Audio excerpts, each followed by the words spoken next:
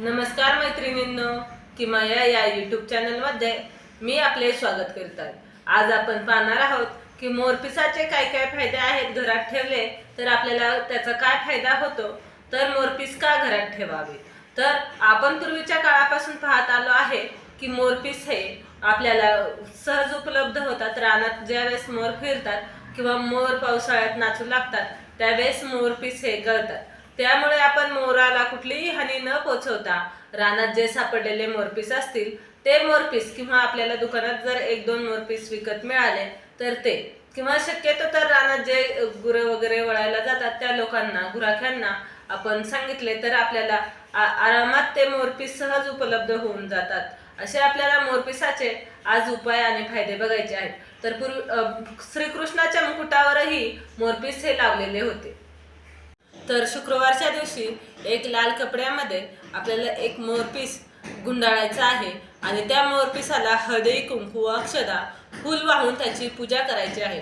आणि आपल्याला जो लक्ष्मी मातेचा कोणताही जप येत असेल तो जप आपण 11 वेळा किंवा जय लक्ष्मी माता असा जप म्हणत 11 वेळा जप म्हणायचा आहे आणि तो मोरपिसाची आपल्याला देवघरामध्ये शुक्रवारी पूजा करायची आहे।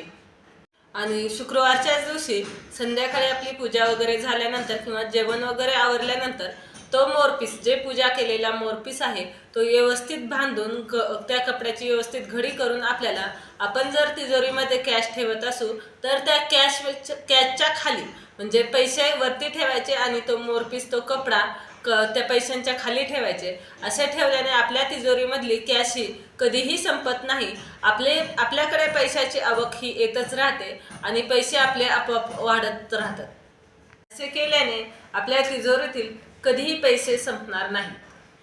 दुसरी गोष्ट म्हणजे आपल्या घरामध्ये खूप निगेटिव्हिटी असेल किंवा आजारपण असेल किंवा घरामध्ये वादविवाद सतत होत असतील, एकमेकांची तोंडेही पाहूशे वाटत नसतील, एकमेकांना आपण अपशब्द वापरत असू किंवा मुलं अभ्यास करत नसतील, अशा वेळी आपल्याला आपल्या घराच्या ईशान्य कोपऱ्यामध्ये, हॉलच्या असो किंवा घराच्या संपूर्ण घराच्या असो, ईशान्य कोपऱ्यामध्ये असे मोरपिसाचा गुच्छ आपल्याला ईशान्य कोपऱ्यामध्ये ठेवायचा आहे। आपण ज्यावेळेस मोर नाचताना पाहतो त्यावेळेस आपल्याला किती आनंद होतो।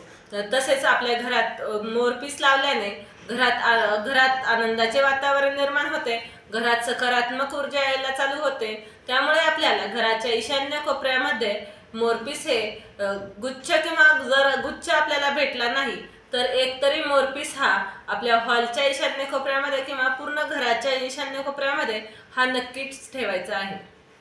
आपली मुले जर हट्टी असतील किंवा मुलांना नजर लागलेली असेल, मुलं ऐकत नसतील, अशा वेळी आपल्याला तोच मोरपिसाचा गुच्छ हा मुलांच्या डोक्यावरून असे 2 वेळा झाडून घ्यायचे आहे आणि किंवा खांद्यावरून 2 वेळा असे आपल्या मुलांना मोरपिसाने झाडल्यावरती मुलांच्या मधील जी निगेटिव्हिटी असते ती निघून जाते आणि मुलांना ही सकारात्मक ऊर्जा येते।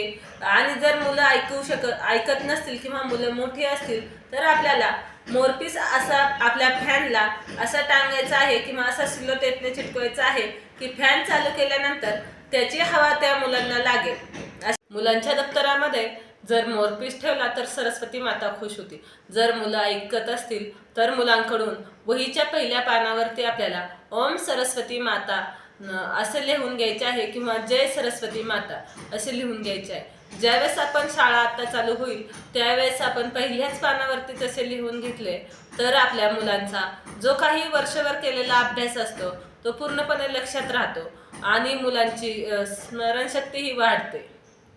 आणि जर यापैकी मुलं आपले कोणतेच काही करून घेत नसतील किंवा जर ऐकतच नसतील तर आपण मुलांच्या उशीमध्ये एक मोरपीस हा ठेवायचा आहे। उशीमध्ये पिलो कवरच्या आतमध्ये मोरपीस घालून ठेवला तर रात्री झोपताना तो त्यांच्याजवळ राहिल्याने त्यांच्यामध्ये सकारात्मक ऊर्जा निर्माण होते आणि ते आपोआपच ऐकायला लागतील। आपले सर्व अभ्यास केलेला लक्षात राहील। सकारात्मक ऊर्जा त्यांच्यामध्ये गेल्यावरती ते आपोआप अभ्यासाच्या मार्गाने किंवा चांगल्या मार्गाने जायला चालू होतील। घरामध्ये आपल्याला सर्वच गोष्टी हव्या असतील त्यावेळेस हा एक महा उपाय आपल्याला करायचा आहे। तर आपल्याला एक पिवळ्या रंगाचा कागद घ्यायचा आहे।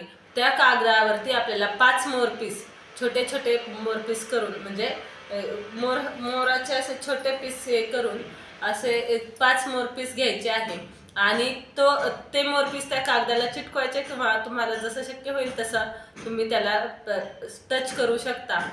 त्यानंतर आपल्याला त्याच कागदाला एक फ्रेम तयार करून घ्यायची आहे. तर साईडने रेड रंगाचा सिलोटेप किंवा रेड बॉर्डर असा कलर लावायचा आहे आणि आपल्याला आतमध्ये पिवळा आणि साईडने रेड कलर अशी फ्रेम तयार करून घ्यायची आहे आणि ती आपल्या घराच्या आग्नेय कोपऱ्यामध्ये लावायची आहे.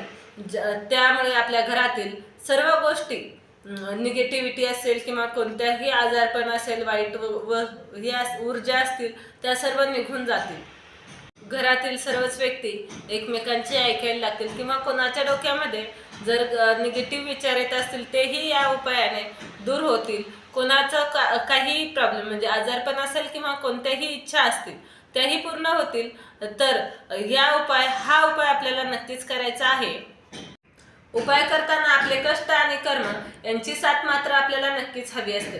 त्यामुळे कष्ट हे करत राहा, आपले कर्म हे चांगले करत राहा. आपण जे काही गोष्टी करतो ते त्या कर्मात मोडल्या जातात आणि आपण चांगले कर्म केले तर आपल्याला फळेही नक्कीच चांगले भेटतात आणि आपण केलेल्या उपायाचाही आपल्याला फायदा होतो. त्यामुळे चांगले कर्म करा, खूप कष्ट करा, मेहनत करा आणि त्यापासून आपल्याला खूप भरभराटी मिळते. व्हिडिओ पूर्ण पाहिल्याबद्दल धन्यवाद. व्हिडिओ आवडला असेल तर शेअर करा, सबस्क्राईब करा.